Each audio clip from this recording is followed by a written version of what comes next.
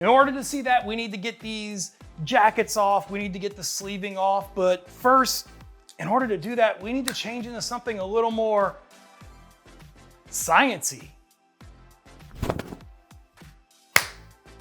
That's much better. Now let's take a look at some of these connectors.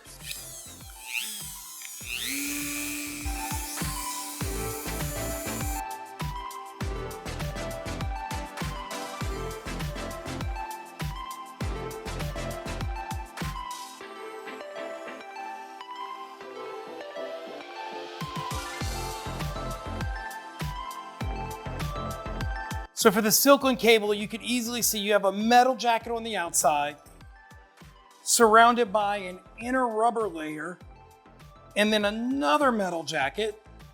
Ooh, this is hot. Probably should have let this cool off before we really got into it.